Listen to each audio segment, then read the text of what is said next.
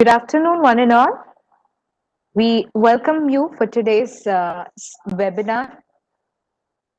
It is day 3, webinar 5, Role of Physiotherapy in Labor and Delivery. This is jointly organized by IIP Women's Cell Satara District, Maharashtra, in collaboration with Krishna College of Physiotherapy, Karad. So we welcome you all. I would like to briefly describe IIP Women's Cell, who's hosting these webinar series. IP Women's Cell was started on 30th of May 2018. It functions under the guidance of National Head Dr. Ruchi Vaishne and IP President Executive Dr. Sanjeev Jha. IP Women's Cell works towards conducting public awareness camps, CME, workshops.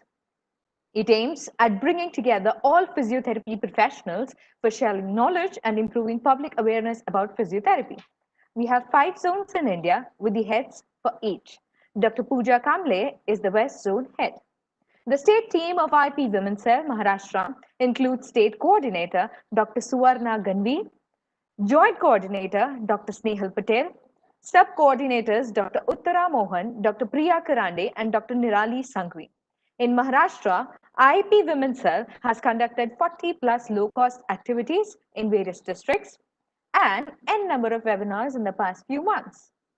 In the first corporate IIP conference held in Indore in April 2019, Maharashtra State received the award for the best state IIP Women's Cell. Satara district team of IIP Women's Cell was established on 31st of January 2019 with a team of 3 members. Dr. Trupti Yadav as the coordinator and assistant professor at Krishna College of Physiotherapy, myself, Dr. Khushbu Chotai, as sub-coordinator and assistant professor at Krishna College of Physiotherapy, and Dr. Pallavi Kulkarni as the sub-coordinator. I would also like to introduce Krishna Institute of Medical Sciences, deemed to be University Karad, which was established by the visionary founder, chairman, Honorable Chancellor, late Shri Jayawant Rauji Bhosle, our beloved Appasar. KIMS deemed to be university is presently flourishing under the guidance of Honorable Chancellor Dr. Suresh Bhosle, Honorable Pro-Chancellor Dr. Praveen Shingare, Honorable Principal Advisor Dr. Ved Prakash Mishra, Honorable Vice Chancellor Dr. Mrs. Neelam Mishra, and respected Registrar Dr. N.B. Ghorpade. University currently has undergraduate, postgraduate, and super specialization in various disciplines such as medical, dental, physiotherapy, nursing, allied health, and pharmacy. It is a host to 5,000 plus students on this environment-friendly campus. It has NABH, NABL, ISO, NIRF, and NAC-A accreditations to its credit. The university has excellent facilities for housing students in campus with state-of-art complex. College of Physiotherapy started initially under MUHS in the year 2002, and in the year 2005-06, the university achieved its team status. It currently has undergraduate, postgraduate, and interdisciplinary PhD programs. College is headed by Dr. G. Varadarajulu from its inception. Krishna College of Physiotherapy is a pioneer institute in Maharashtra with all the facilities as per the norms of IIP and Maharashtra State OTPT Council. I would now request Dr. G. Varadarajulu to describe and introduce our speaker.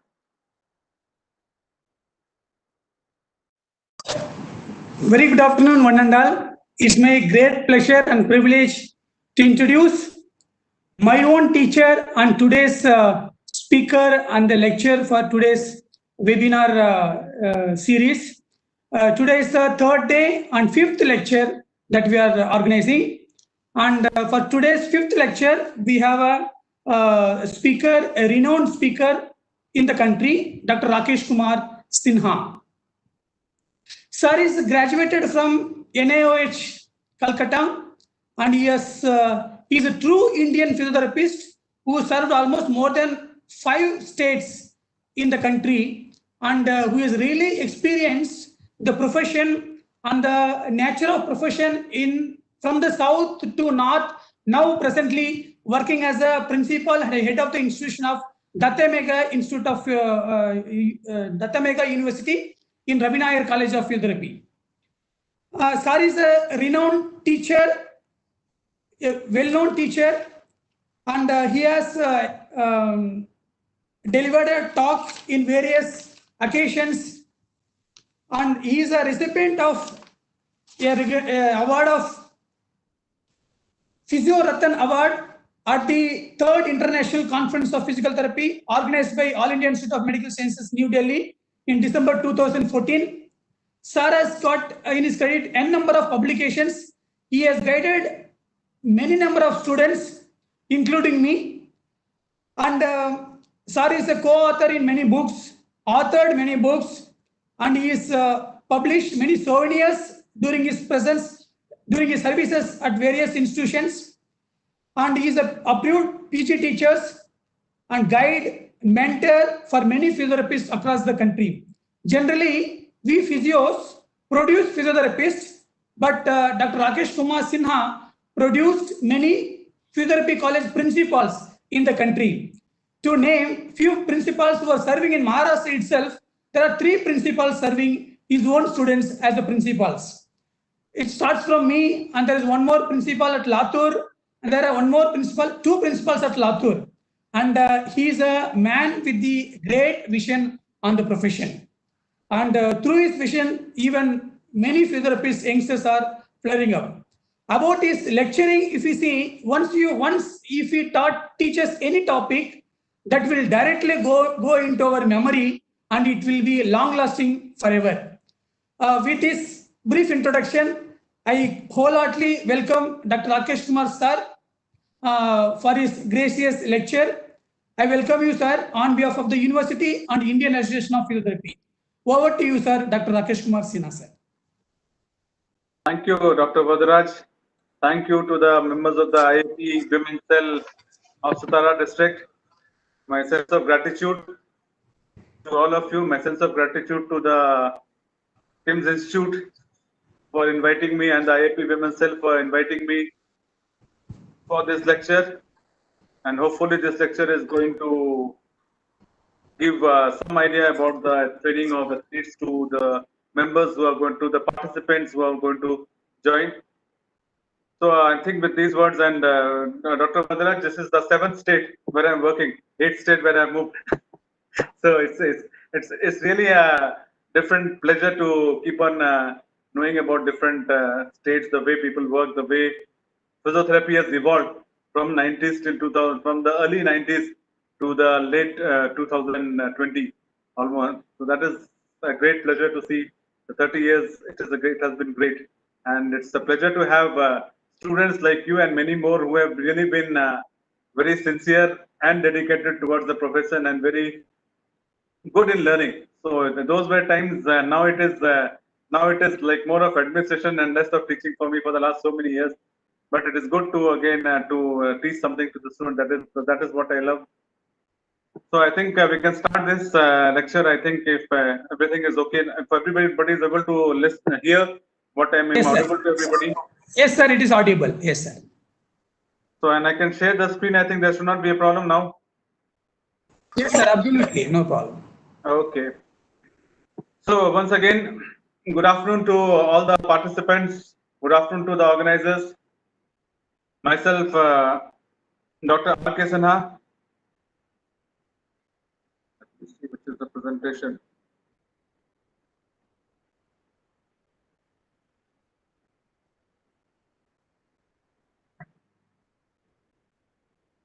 So, okay, is the screen visible? No, sir. No, it's not visible. But it is shared. It is visible now, sir. It's visible now. Yes. Okay. So as Dr. Vadraj has already told you, myself, Dr. R.K. Sinha, the principal presently of Ravi Nair Physiotherapy College, Datta Megi Institute of Medical Sciences, deemed to University in Wardha. And the topic which has been given to me for today's webinar is fitness testing and training for amateur and recreational athletes. Fitness testing and training for amateur and recreational athletes. Sorry to interrupt, sir. Can we just have full screen? What happened? Yes, yes, yes. Full screen presentation, sir, if possible. It's a full screen presentation only. Okay. Can you press F5? Sir?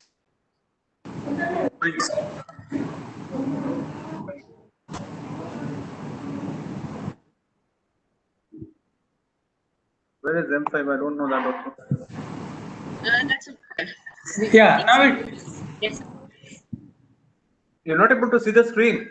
yeah. Sir, it's perfect now. Is it okay? Yes, sir, perfect. Okay, thank you. So we were talking about amateur and recreational athletes, fitness testing and training. I'll request others to please mute themselves. So when we talk about athletes, now what do we really understand when we talk about athlete? We say somebody who is playing, somebody who is participating in a sport, somebody who is doing some physical work. He is an athlete. That is what we say. But there are differences. Professional athletes, we have amateur athletes, we have recreational athletes, we have local level athletes. Like all of us, many of us are recreational athletes. So when we talk about the professional athlete, or when we talk about athlete, why is the screen not changing?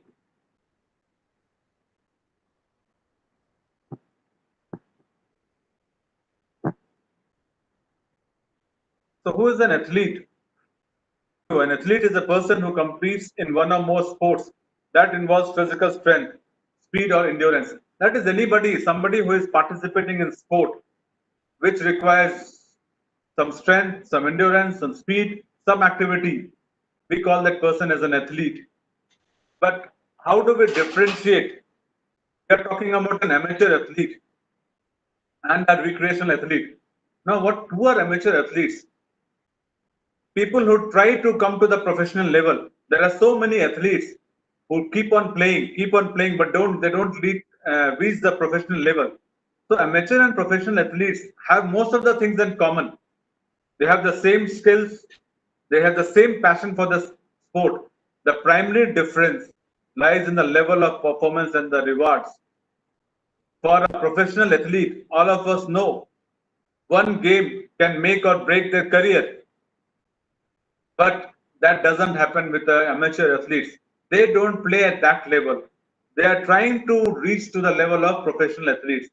But when it comes to training, when it comes to working, they all do the same protocols what the professional athletes are going to do. But there is a different lot. All of us, most of us, not all of us, many of us, who falls in the category of recreational athlete. Now, who are those first people? People like us, who are physically active, but who does not train for competition at the same level of intensity and focus as a competitive athlete. We try to keep ourselves physically fit, and that is what we work for. We play together. We play with friends. We play in a local area. We try to keep ourselves involved in sports to keep ourselves fit. So he or she participates in sports to be physically fit, socially involved, and mostly to have fun. So that is what is the motto. But for every recreational athlete, the quote which I have put, we have to be willing to fail to improve.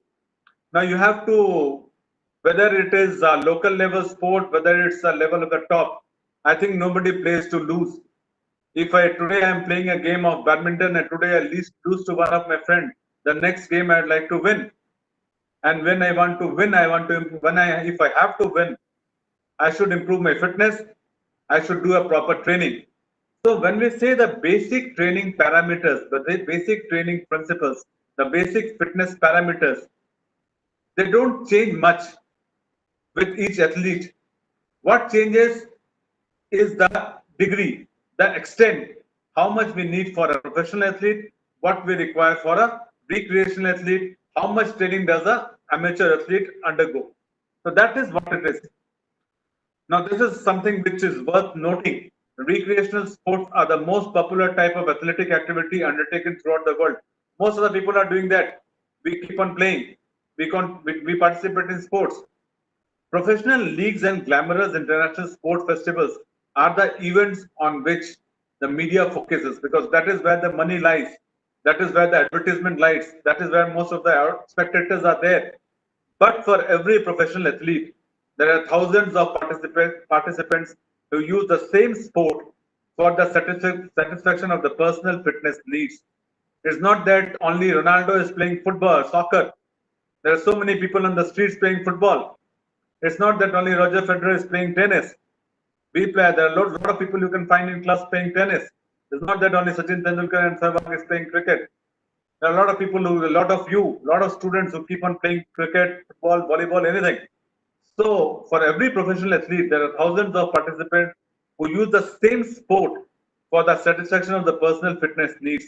The distinction between competitive and recreational sport is more often a matter of degree as opposed to the application of a descriptive level. That's what I told you. Even if I'm playing it at my school level, at my college level, at my local level, I don't think I want to lose. I like to give the best what I can give. So when I want to give the best, I should have a proper fitness. I should have a proper training. So that is where the principles of training and fitness don't change.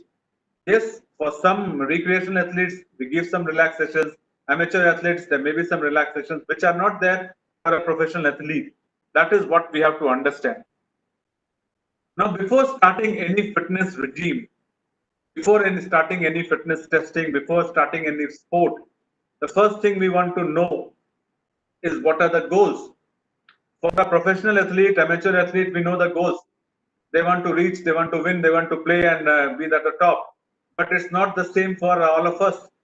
For a recreation athlete, many of us just do sports, just play for being fit, to improve our physical fitness. That may be the criteria. When that is the criteria, the extent of participation, the extent of workouts will have to be different. Many of us think about preventing injury, and this is going to be common whether it's amateur athlete, whether it's a recreational athlete. In fact, I'll say recreational athletes are very much prone to having injury. No, till yesterday I was not doing anything. Today my friend comes and says, "Come on, let's go and play." Now I start playing. Now he has been playing for quite some time, and I start playing today. I try to match him. When I'm playing, I try to match him. And when I try to match him, if I have not have previous training, not have previous warm up, I go and have chances of injury is very high. Then there are people who want improve in sports performance, whether it's a recreational athlete or whether it's an amateur athlete. That's the goal for most of them. And secondary goals. Somebody wants to play, somebody wants to do a fitness regime, to look good, to feel better, to remain fit, to be more fit. These are some secondary goals which can be for a recreational athlete. For a amateur athlete or maybe for a professional athlete, we say the goals are just to do the best in the sport. That is what is their goal. And that is how the steps will have to climb. We have to keep on climbing the steps. The next thing we see is the need of the athlete. Now, our athlete comes to me, a person comes to me and says, I want to play. Now, I'll have to first see what is the need of athlete and the need of the sport. Okay, you want to play basketball. Now, then I need to know what does the player of basketball require? What type of strength does the basketball player require? How much endurance? What endurance and power he may be requiring? Is agility required or not? If yes, what pattern of agility is important, and what are the common injuries which can occur in that sport, which I can tell that person to be aware of. Once we know what the sport requires, then we go on to see where does the athlete stand? Where does the athlete stand? For that, for any person, the first thing we see is a normal medical history, including the injury, and exercise history. Whether you have come for the first time or you have been playing before, there will be different parameters. If somebody has been playing even a light game for quite some time, his level of fitness will be different as compared to somebody who starts today or somebody who has been doing for a long time. General physical assessment, we go on for normal physical assessments. Movement analysis, a bit more. We have to be precise. How is he running? How is he walking? What is the way he is moving? These are done. These are a bit advanced parameters which we see, but may not be required every time. Strength analysis, yes. We need to know where does that person stand. What are his strengths? We talked about athlete and how do we match an athlete to a sport. Now, when we talk about fitness, what is fitness? Normally, we say a person who is doing his activities, he goes to his college, as a student, he goes to his office, if he's the worker, is the office worker, comes and does the daily duties. We consider him as a fit person. So that is what is the fitness, normal fitness when we say a state of health and well-being, and more specifically, the ability to perform aspects of sports, occupations, and daily activities. That is what is the real fitness, physical fitness. Now, physical fitness is generally achieved through proper nutrition, moderate to vigorous exercises, and sufficient rest. These are basics. This I think everybody knows. This is what I've been telling to you till now.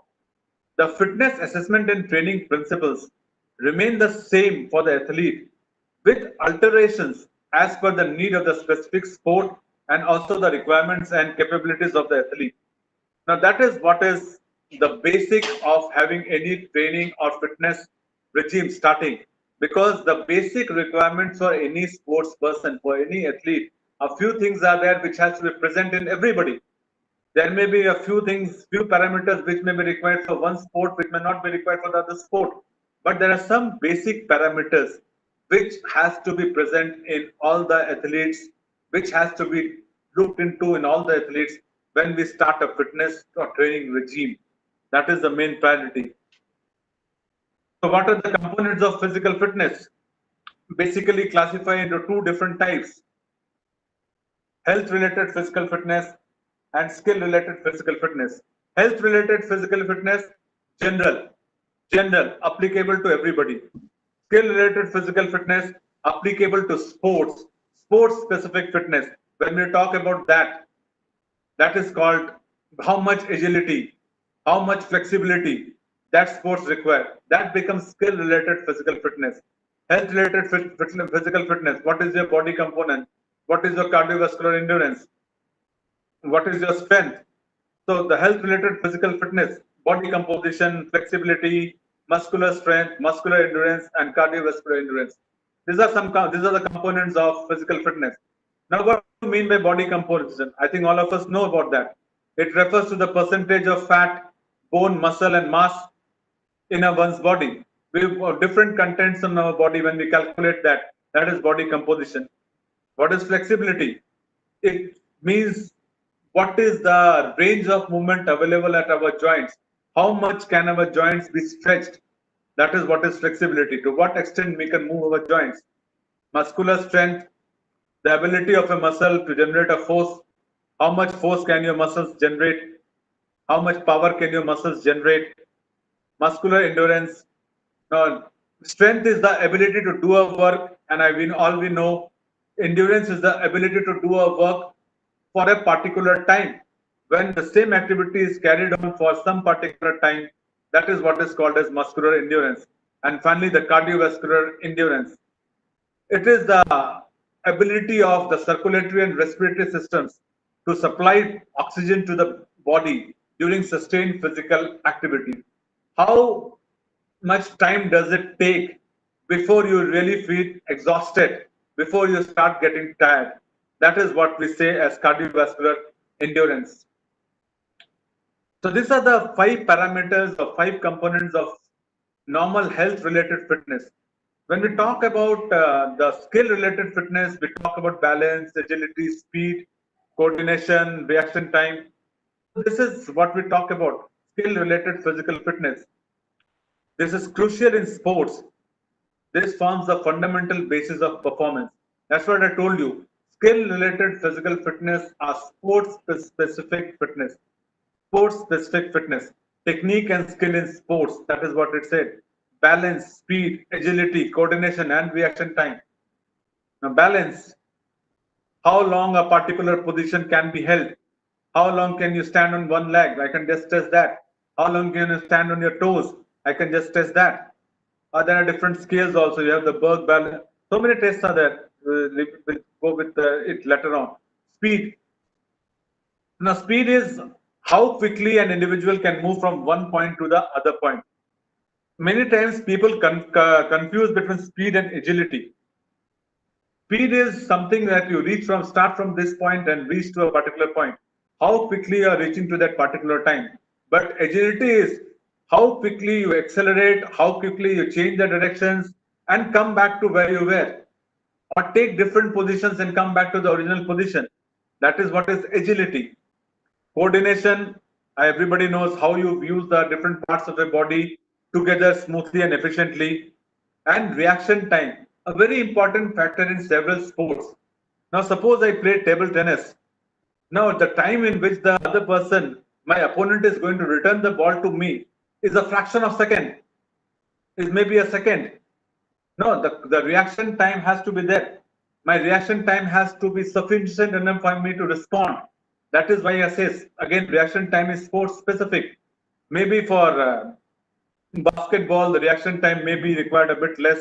For some other sport, it may be more. So it depends on sports.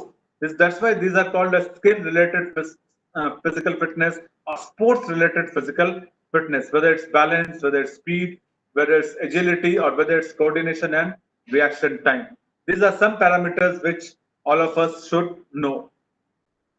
The next thing, once we know what to see, now we start testing. What we have to see, we know that. We know what we have to see, the health related fitness, we have to see the skill related fitness. So how do we test that? How do we test that? The first thing is a general physical evaluation, a general health evaluation, body composition tests, cardiovascular endurance testing, strength and endurance testing, flexibility testing. That is what we talk about. We talk about this one by one. Now, general health evaluation. To start with, they may include vital signs measurements, such as what is your body weight, what is your height, what is your resting heart rate, what is your resting blood pressure, what is your medical history, what's your family history in some cases, physical examinations, maybe some diagnostic tests, some supplements in case you're using, will like to know that, and some drugs in case you're using. So these are some general examinations which we have to do before a general evaluation, before we start a fitness regime. Where do you stand? Where is your body? What is the status of your body? Those things we'll like to know. When we know that, then the next thing we also want to know is what is the body composition, status of the body.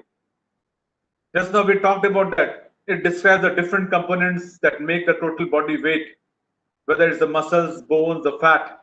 But basically, when we talk in layman's term, in a simple term, it is just to know how much of your body is and isn't fat. That is what we want to know in a body composition testing. That is what is a body for doing this body composition testing, there are different tests which we have to involve. There are different tests which will be performed.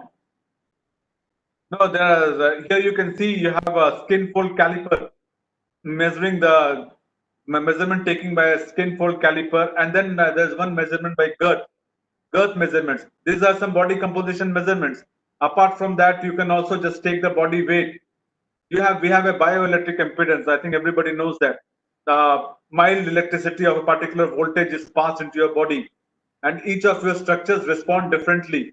The bones are going to respond differently. The fat is going to respond differently. If you have water, it is going to be responding. It's mainly water when we say water responds differently. So your muscles are, if you have more water content, that means your muscles are, your body is more muscular, because muscles are where the body weight, where the water is stored. And normally we say, I think around 1270, 1280, in between that, the bioelectric impedance, if you have anything higher than that, that's good, because water gives more resistance. And if your body has more impedance, that means you have got more water. If you have more water, that means you are more muscular. And that is what I want. And if your impedance is more, that means you are having more water. So around 1270, 1280 is the normal impedance for any men or women. Anything above that is supposed to be a good impedance. Lesser than that, a comparatively lesser degree fitness is there. Then you have the DEXA scan.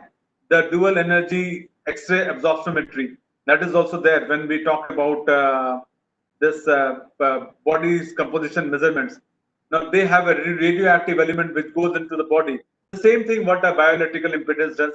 They also find out it was mainly for the condition of the bone. Osteoporosis is very much diagnosed with the help of what DEXA scan, but it is also helpful in body composition measurements. It can also be helpful in body composition measurements. Now, once we have these measurements, we do the calculations. We have normal calculations, the body mass index, the waist to hip ratio, the waist to height ratio, the muscle mass calculation, calculating percentage of body fat using scale folds, calculating percentage of body fat using girth, weight and height tables. There are different weight, height, and growth charts. There are different parameters of calculating this body composition parameter, body composition. Once you do the testing, once we have finished with the body composition thing, the next thing we saw is was the cardiovascular endurance. Cardiovascular endurance testing, very important. We physios, we keep on doing this. We keep on doing. Anybody posted to the cardiovascular department, there is always a test going on. A lot of this tests going on. It can be a field test. It can be a test in your department. Cardio fitness measures how well your body can perform a rhythmic, dynamic activity at a moderate to high intensity for extended periods of time. That is what is cardiovascular endurance or cardiovascular. And how do we test?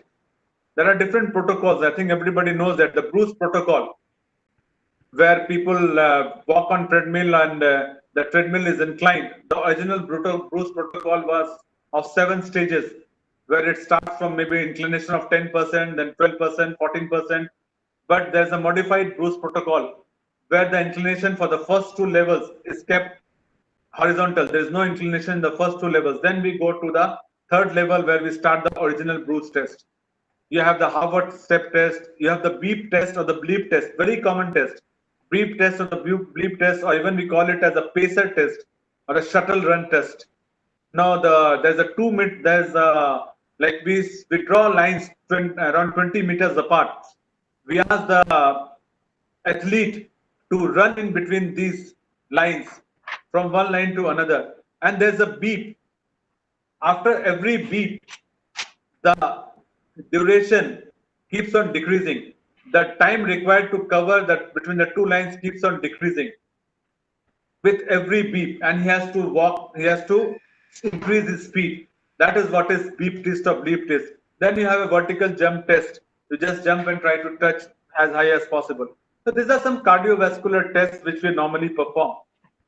Once we are clear with the cardiovascular test, now we want to know the strength and endurance. Now we want to know how good are your muscles, how strong are your muscles, how much endurance do they have. Now for that, one simple thing we keep on using in our departments, PRA, everybody has studied, 1 RM. We can do that 1 RM, how much load a person is able to lift in one particular time. For that, we can ask the person to do, we have these photographers, there's pictures performing maybe the planks, maybe the crunches, maybe some biceps curls. So you can have the pull-ups, the push-ups, the bench presses, the squats, sit-ups, vertical jumps, lunges, planks. All these things can be utilized when you take the strength and endurance test. The only thing we have to understand is for each athlete, it cannot be the same. The level has to be different. Once we do this testing, that is why we are doing this testing. Once we know, maybe everything cannot be utilized for everybody. Maybe a particular person is not able to do planks. I'm not going to ask him or her to do planks. That athlete may not be at that level. I may just ask him or her to do simple sit-ups or maybe squats. And then as we do the training, then we want to see whether he has reached the level where he can perform planks or lunges or curl-ups. So that is where we have to understand. When we do any tests, we have to understand that this is all different tests which can be utilized, but not every test is utilized for everybody. We have to think and determine what tests we need at that particular time. Then you have, once we know the cardiovascular, body composition, the muscle strength and endurance, what now we want to know is flexibility. How flexible we are, how flexible the athlete is. Simple test, the seat and reach test. You can do the hamstrings flexibility test. You can have the shoulder flexibility test, the calf muscle flexibility test, the trunk rotation test, joint flexibility. Any of the flexibility simply means to test how much your muscles are able to move, how much you can have stretching, do stretching to their muscles. So they can have different tests for that. Then comes the sports specific thing, balance test. Balance test. All of us know about this. This is a picture of star excursion balance test. One of the left side, the first one, the two pictures are of star excursion balance test. The other is the Y balance test. The Y balance test is being done for upper limb. The same can be done for lower limb also. The person stands, when we say about star excursion balance test, you have to stand on one particular leg, and when the other leg, that person has to reach to 6 different positions or 8 different positions, sorry, 8 different positions. The posterior lateral, posterior medial, lateral, medial, anterior lateral, anterior and anterior medial. For both the limbs it can be done. Same thing for Y. It can be gone for the inferior medial, the superior lateral and the medial. Y balance test. The other tests also there which we can do. The dynamic leap and balance test. The dynamic leap and balance test, which is also a very important test, which is very common test, which is being done. The dynamic leap balance test. But what we want is actually when we talk about the star excursion balance test, the Y balance test, these are tests done in a static position. But it was argued that when a person is in an athletic performance or when a person plays a game, is not stable, is not standing at one position, is not static. That is when this dynamic leap balance test, the person leaps from one position to another position with the leg, comes back, leaps to that position, comes back, leaps to that position, comes back. And this another test is the same like that is the modified Bass balance test, where you leap from one leg, then leap from the other leg, then leap from the same leg, then the other leg. That is the way you have to progress. That is the way you have to progress. You have a flamingo balance test also. There are different tests you can keep on performing depending upon what is the level of the athlete and how much you want to test that. And another important thing which we talked about last was the reaction time in the coordination test. Reaction time in the coordination test. I told you just now the reaction time for a table tennis is going to be different as compared to maybe a basketball or a volleyball player. So that is why reaction time and coordination tests in some levels are, in some cases are very important. Here we are showing a simple ruler test, and the other is what I call a ball. You can say a what I call this ball test, which you just throw the ball to the wall and again bring it back. It comes, you catch it, again throw it back. Now it can be done unilaterally with one upper extremity. It can be done bilaterally with both the other extremities. You throw the ball with one, you catch it with another, throw it with one, you catch it with another. You may also have the ruler test. It's very simple. You just ask the person to just keep his wrist in that position. Just drop the ruler, and the person should try to hold the moment the ruler crosses that palm. The rulers already have marked centimeters. So you perform the test and you know what is his reaction time, how quickly, depending upon what position of the ruler is catching, you know what is his reaction time. So there are so many other tests also. You have you can simply have the reaction light board test. In what happens is there's a board where lights will be switched on in random manner, and the athlete has to keep on touching the lights. Athlete has to keep on touching the light. There is a SPT reaction time test, same like the light board reaction test, which is very common in Australian Football League. A very common test they have followed that is the SPT reaction time test. So these are some common tests which we do. And coordination, when we talk about coordination, it's coordination. I think you can, this ball test is a part of the coordination test. Then you can have the, what is a wall toss test, you say, then you can, there's a very simple test, a soda pop test. Now you keep cans of soda, one alternately, and the person has to move his arm and keep, and they have to turn the can one by one, and then return back and turn the cam, keep it in the same position. Plate tapping, how quickly you are able to tap on a plate. There is another thing called stick flip coordination test. I don't know how many of you have heard about this stick flip coordination test. The person has two sticks in his hand. One more stick is laid over the two sticks. He or she is supposed to flip the stick on the top and again put it back to the two sticks. That is called stick flip coordination test. These are some coordination tests. So these are some common tests which we can do when we are testing anybody. And apart from that, when we take coordination, flexibility, agility also we can test. Simple agility tests we can do where the people are supposed to change directions. You can have the Illinois agility test, the T test, the 505 agility test. There are different tests where people have to change, the athlete has to change directions. The athlete needs to change directions. Speed is different, agility is different. That's what I've already told you. Speed is to reach a particular area immediately. Agility means to change directions, to change pace. And that is what are the tests of agility. The Illinois agility test, the 505 agility test, the T test. There are different tests which can be performed for agility. Now, once we have assessed the patient, the athlete, once we have assessed the athlete, once we know where does it stand, now we start our training program.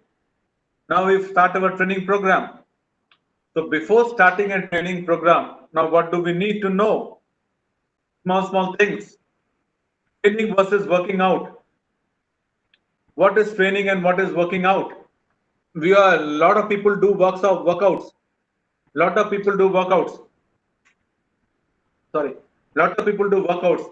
If I just want to be fit, today I'll go to a gym. There's no particular routine. Workouts means they are not following any particular routine. They just want themselves to be healthy. If I want myself to be healthy, I'll go and exercise. That is what is a workout. I exercise today, maybe I'll not do it tomorrow at the same time. Maybe I'll do it after 2 days at a different time. But when you say working on exercising towards a set goal, that is what is training. That is the basic difference we have to understand between workout and training. Workout just doesn't have any particular goal.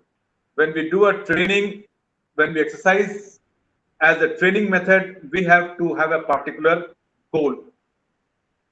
Now, these are some parameters very unique to a recreational athlete, which we should consider before training. Now, priorities. For an amateur athlete, priorities are very different. He wants to excel in his sports. But for a recreational athlete like us, sports is not a priority. No, that's not a priority for me. My work is totally different. My goals are different. I have come to sport just to remain fit. So my priorities are different. So my planning has to be according to my priorities. Time.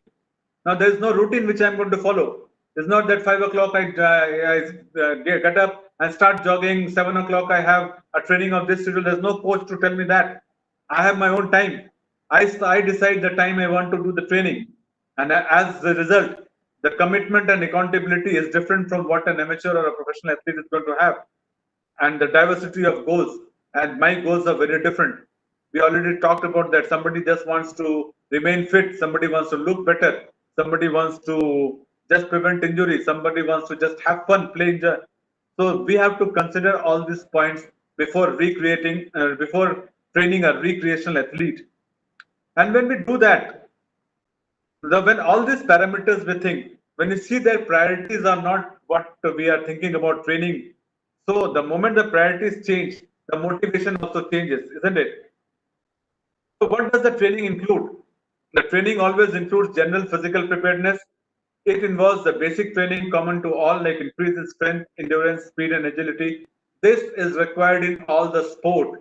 Whether you play anything, you require strength, you require endurance, you require speed, and you require agility or flexibility, whatever you say. But there are some specific reaction time we talked about. We talked about specific coordinations. Those things balance a particular level of balance.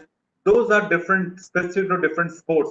So sports specific physical preparations are involves activities that are part of the sport. For that, you need to play that sport. For general physical preparedness, we keep training. We do our strengthening, we do our workouts, endurance training. But when we say sport-specific training, it is to play.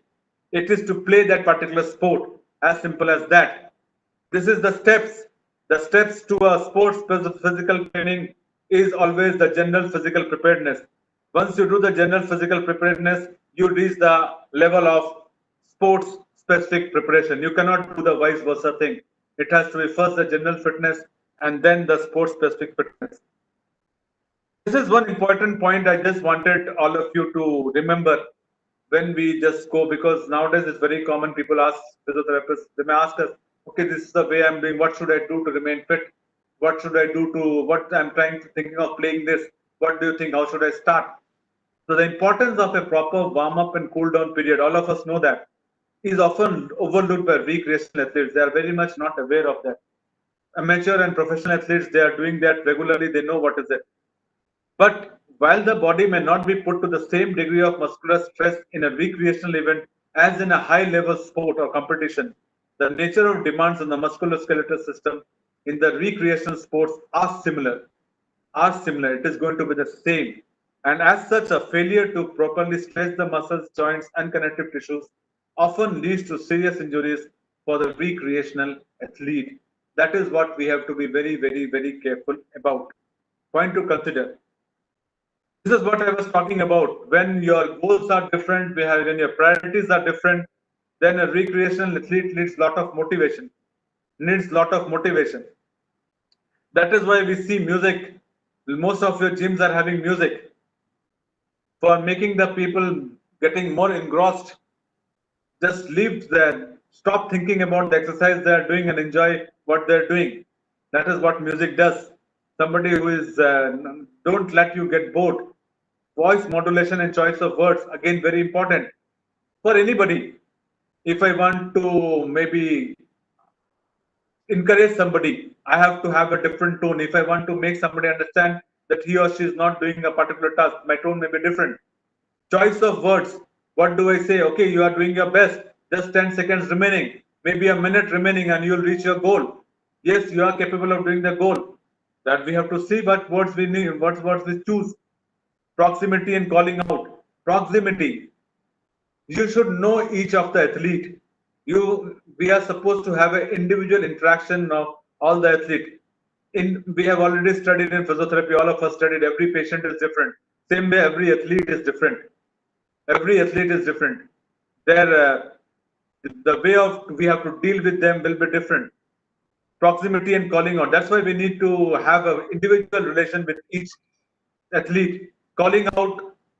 Yes, when a group of sport is going on, we can tell, okay, such and such person, you are doing very good. To encourage on such and such person, you may not. You have to work harder. But then that is where the proximity comes. You should know the person, the athlete individually, because many times calling out names may encourage somebody and discourage somebody. So we should know that particular athlete's temperament and attitude before that. That is why we should know each athlete individually. Group dynamics. Because they are not regular athletes, they don't have that much they're not so keen to work very hard. It's the moment we have a group of people performing together, people get encouraged by seeing others do that. That is the importance of group dynamics in recreational athletes.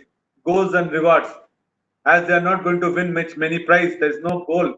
There's not much goal. There's not much prize. But that we have to decide. We may say somebody, okay, you have performed for the last week. Your performance was the best. Now maybe I'll ask you to lead for the next 2 days. This is your group. Now you lead for the next 2 days. That's something a reward. Somebody will like to be very happy about. That and all we have to think depending upon the situation. But it is very important to keep your recreational athlete motivated towards the training. Understand the importance of training. So these are the principles of an effective training. The basic principles are individuality, overload, progression, specificity, variation, reversibility. These are some basic principles of your effective training.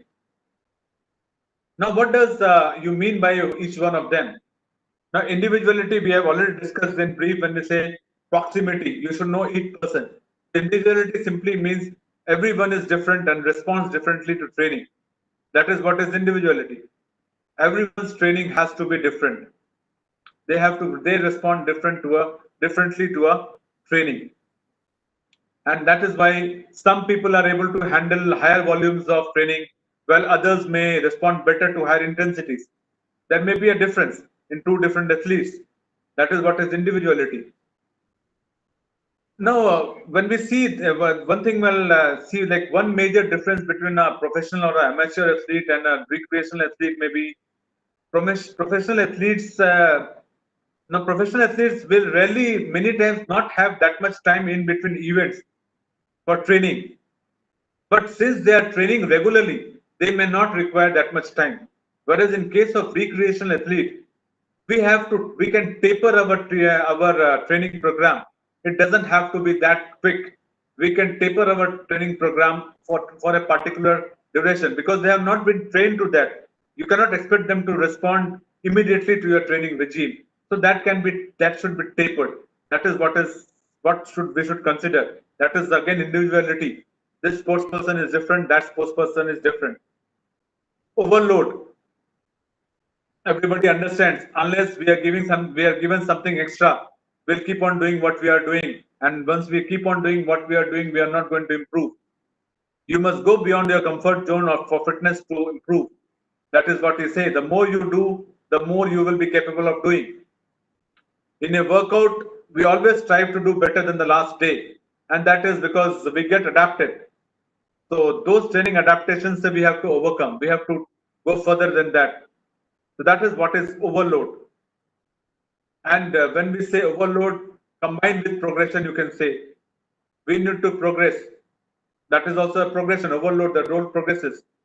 For results to improve over time, the degree of training intensity must continually increase above the adapted workload. That is again the same thing. You can increase the FITT principle, the common best way to increase. You may increase the frequency, you may increase the intensity, you may increase the time, you may increase the type, increase the number of workout days, increase the resistance, increase the pace of doing the work, increase the time involved in doing the exercise, change the pattern of exercise, make it more difficult, maybe start a new cardio regime as what he is doing.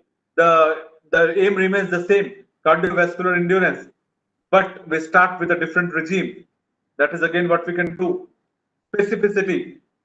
When we talk about specificity, state principle, I think everybody knows.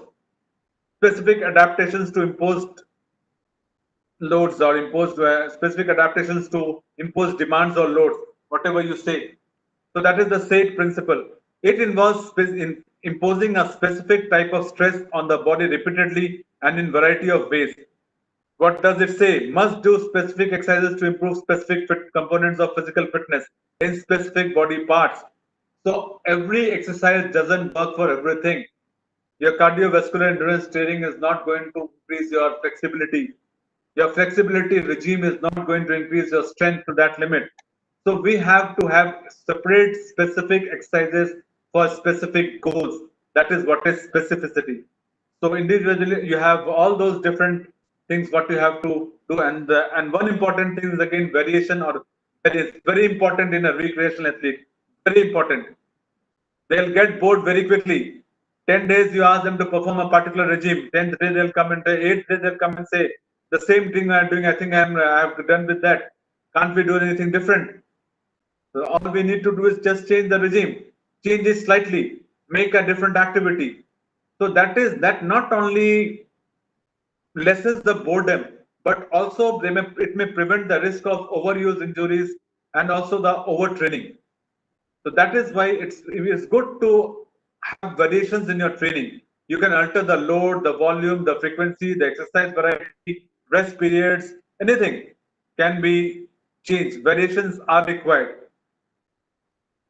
And the last, if I talk about in this, is reversibility. Use these or lose it. We know very well in physiotherapy. If you use the muscle, it is hypertrophied. If you don't use, it is atrophied.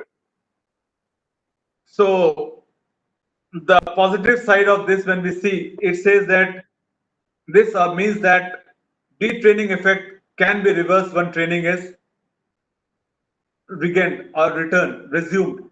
That is one good thing. The moment I do training, I resume my training, I can regain, maybe I'll have to work harder, but I can regain what I had lost. So the process of losing fitness soon after stopping training or exercise, that is what is happens, reversibility principle. Now, when we have talked about all these things, we talked about the different principles when we talked about individuality, overload, progression, specificity, variation, reversibility. There is one more thing which I'll let you know in the last one before we finish. So the next thing we know is general physical fitness. What type of trainings? Now I want to increase the strength. What are the different ways I can increase the strength? These are some activities. We do it in testing, we can do it in training. Push-ups and pull-ups, squats, dumbbells, curls, bench presses, planks, weight machines and gyms, plyometrics. Anything can be done. Anything can be done. All these things are going to help you train. All these things are going to help you train. That is what is the advantage of getting training. Strength training, if you do planks, if you do squats, if you do curls, you're always going to strengthen your muscles. You're always going to strengthen your muscles. Plyometrics. Now, I think most of you will be knowing plyometrics. What is it? Now, it is going to increase your strength. You may have the squat jumps. You may have the burpees. You may have the, what do you call that? The tuck jump. You jump and you take your knees towards your chest, closer to your chest. So there are different types of plyometrics you can use, which can be used when you say a physical fitness training. Cardiovascular endurance, a normal walking, jogging, cycling, swimming, lunges, burpees, jumping ropes, elliptical training. Any of these can be involved. It's not that all this training is for everyone. That is what I keep on telling. Specificity, individuality. We have to work out. We have to work out. Whether we want that person to, whether that person, athlete, somebody has come to start a sport, then maybe I'll just ask him to walk and jog. Somebody has been playing this for some more time. I may ask to go for lunges. I may ask for go for elliptical training. That will depend upon the testing we have done. We have already done that cardiovascular testing, so we know where does the athlete stand. Then comes the flexibility and balance training. Flexibility and balance training. You have the stretches, the arm and leg raises, yoga, Pilates. You have single leg standing, toe and heel walking, alternate arm planks, Tai Chi. Tai Chi, Chinese style, which is where you combine movements with your breathing. Combine movements with your breathing. It is found to be helping in flexibility, strength, balance, lot of things. It has been found to be helpful. Tai Chi, it has been found to be helpful. Different positions of Tai Chi. Pilates can be done. You can do Pilates. Speed and agility training. When we finally come to the speed and agility training, now there are so many things. This is again sports specific. When we talk about the previous things, when we're talking about cardiovascular endurance, general, talking about strength training, whether it is any athlete, dumbbells, squats, pull-ups is going to help him. Any athlete, jogging, cycling, lunges are going to help them. Any athlete, flexibility and balance are required. You need to have some stretching done, maybe some yoga postures, some Pilates postures, Tai Chi may be helpful. But when the moment we come to speed and agility training, this and all starts becoming sports specific.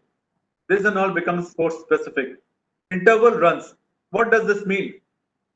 You run for a particular interval, walk, then run again. Run for a particular interval, walk, and then run again. Same it is fartleks. It is the Swedish term for sports, I think sports play. Swedish term for sports play. Where interval runs, what we were doing is we were running, walking. Here we are running and jogging. Running and jogging. Running and jogging. Deadlifts, as you can see in the picture, deadlifts, it improves agility as well as the speed, because the person has to be agile and speed, and the load has to be lifted in one go. Load has to be lifted in one go. So speed and agility, both the things. Box jumps. Just put a box maybe 12 inches in front of you. Jump over it with both your feet. Jump down. Jump over it. Jump down. That is simple box jumps. Ladder drills. We are seeing a picture of hurdle drills. Very similar to ladder drills. Everybody knows a ladder. You have spaces which are empty, which are open in, which are empty spaces in between the ladder. So that is where you have to keep on putting the steps one by one. As same you are doing in hurdles. You can do a what I call hurdling in the hurdle, which is anterior posterior. You can do lateral hurdles. Depends on you. Agility balls. Now I think you might be knowing. Some of you might be knowing agility ball. When we say a ball, the thing which comes to our mind is a spear, is round spear. But that is the difference between an agility ball and a normal ball. Agility ball is not spear. It's not a normal spear. It has got a different shape. So that is why when we throw this ball to the wall, it can return in any position. It is not going to come back to me. It is not going to come back to you. It is going to and then we have the athlete is supposed to catch it immediately, throw it back, catch it immediately. That is what is agility balls. Cone drills. You can put cones, move around them, move around them. Either you go zigzag through the cones, you go from one cone to another, then go zigzag. You have this is what are the agility trainings. Once we are done with all those trainings, once we are doing the fitness regime, we have done the assessment and the training. A very important thing to remember, last but not to the least, not very important for a recreational athlete, but important for an amateur athlete. Recreational athletes are not going to spend that much time. But what we should know is rest and recovery. The body cannot repair itself without rest and time. The body cannot repair itself without rest and time to recover. The body always needs time to repair. It can be anything. The resting period can be anything. It can be short periods like hours between multiple sessions, or it can be days or weeks to recover from a long season of sports. Now you have been playing for the whole summer vacation. Maybe a few days you can take rest and again you find time, then you join the sports again. So your body needs time to recover. So that is what is it. And when we summarize all the things in last, we can say our effective training program is one which includes all the components we have discussed with enough balance to ensure improvement and prevent injury. That is the basic concept of any fitness regime.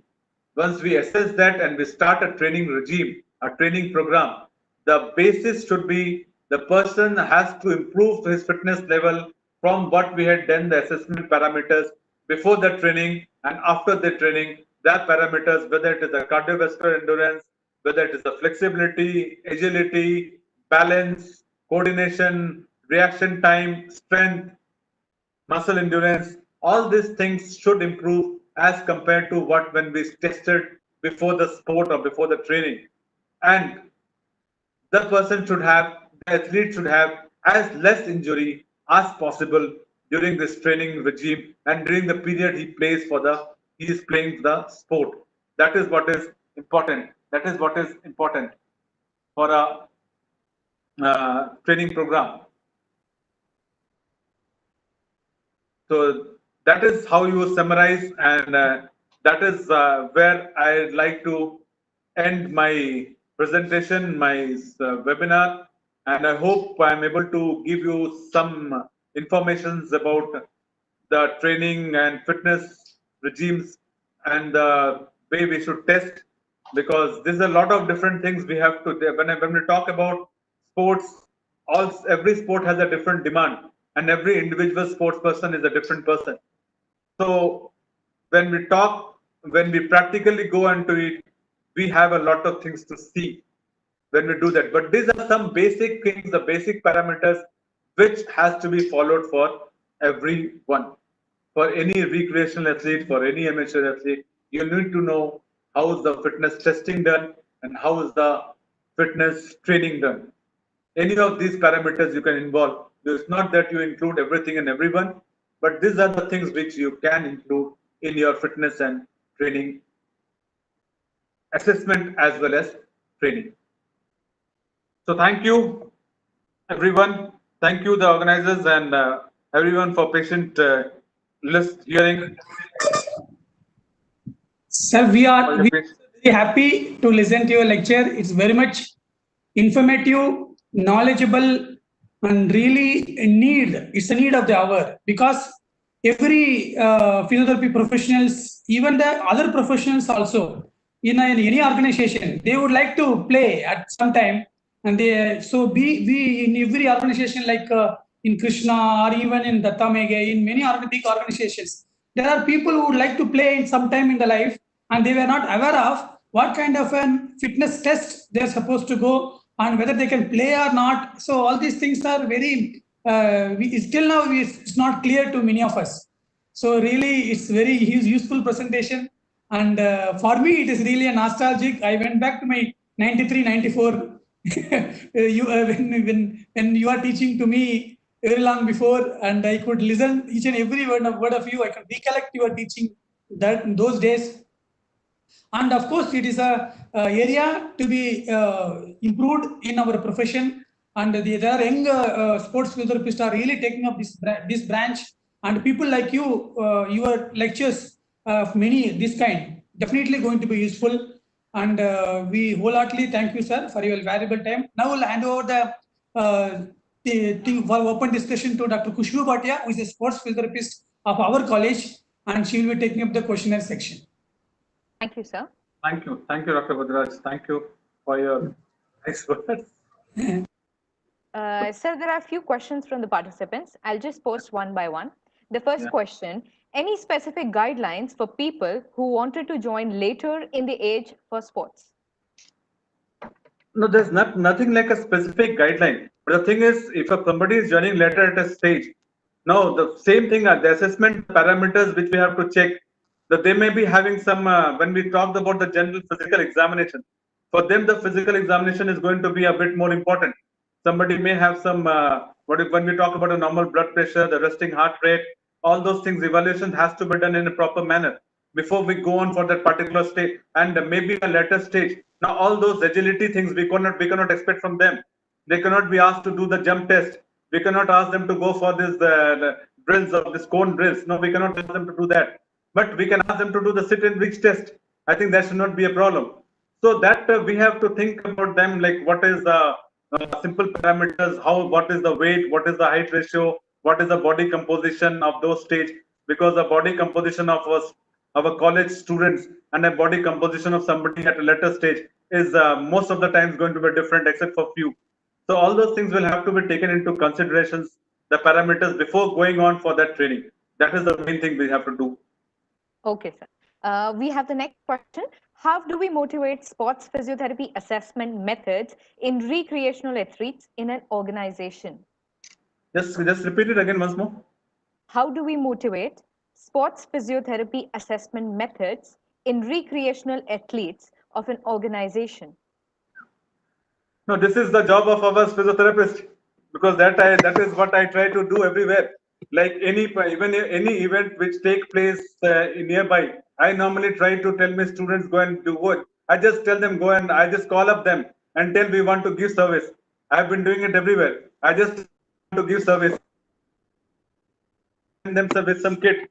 No, just let them learn, because unless this is for all of us to do, and for all physiotherapists, for all the students, will have to, when your friends are playing, when you are playing along with the friends, now you'll have to make them understand this is that what you can tell them to do better as compared to what they're doing, and that is where it comes, because that is the only way, because there are organizations which are really involved in this. It's not that it's not there, but other things, it all depends. The people sitting at the top will have to be told by the physiotherapy faculty, or maybe the physiotherapists working there, where and all they can be involved. And I think because it's a good, it's always a good thing to get people do sports or do exercises in a right manner and prevent any causing an injury. And that way they can be prevented to coming to us as a patient. But coming to as an athlete is better than coming to us as a patient. They play something and get injured and come. You find it very often. I find students playing here, and the most students, they come to the physiotherapy department is only when they get injured.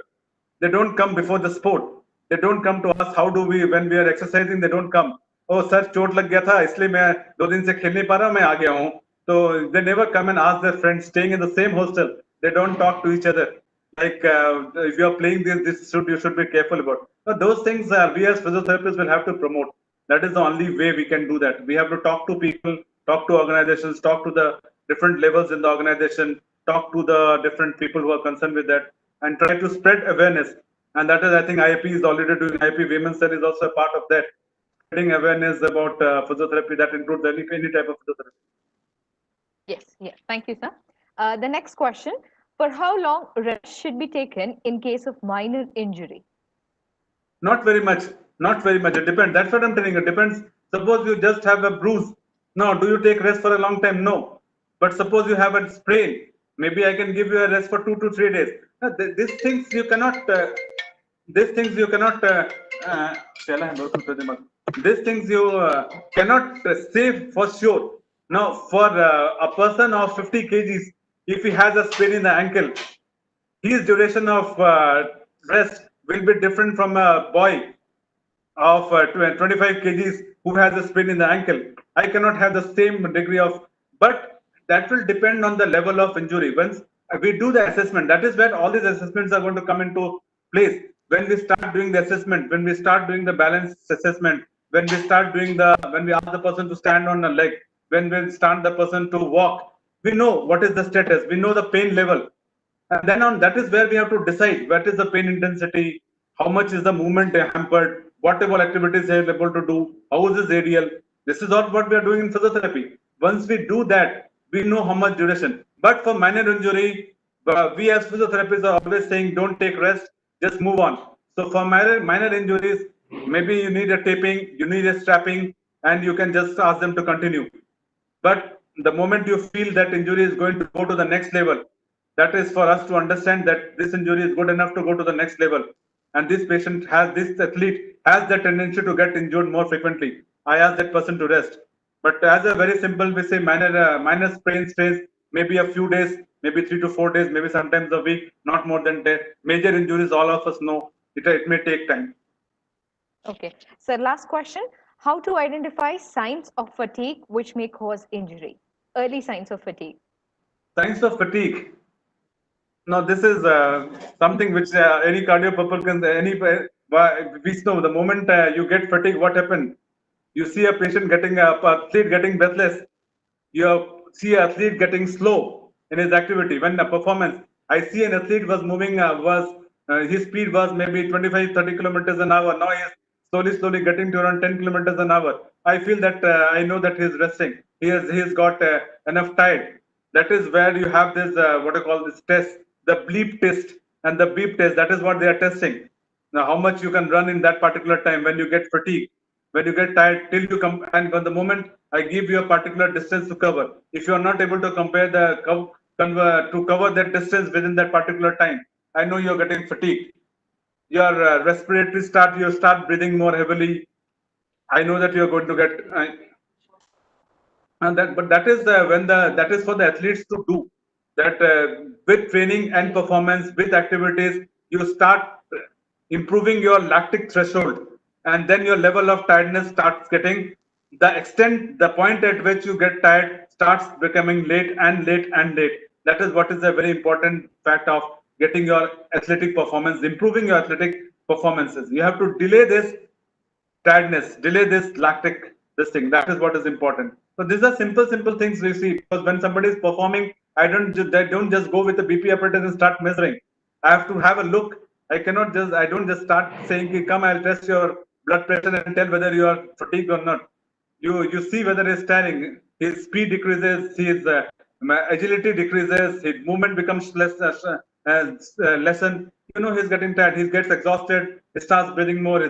You know he's getting exhausted. As simple as that. In simple terms, we can say that is the best way to look after when somebody's playing. Okay, thank you so much, sir. The questions, I think, were truly justified. I would now request Dr. G. Varadarajulu to deliver the vote of thanks. Again, it's my pleasure and privilege to deliver the vote of thanks for all the participants who are actively participating in this particular webinar lecture. And especially I thank the resource person for today's topic of fitness testing and training for amateur recreational athletes by Dr. Rakesh Kumar sir for his lucid presentation, and easily he made the concept very clear to the younger generation. And the special thanks to the organizers, especially the IAP general body, Dr. Sanjeev Kumar Jha, Sanjeev Jha sir, and its team, Dr. Annamalai, even Dr. Ruchi Varshine madam, who is the Women's Cell convener of the national head, and Maharashtra Women's Cell conveners and coordinators, and Satara district Women's Cell coordinators for joining their hands with us for the successful completion of this webinar series.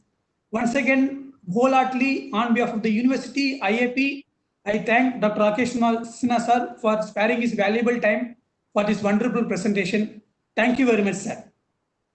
Thank you so all. much, sir.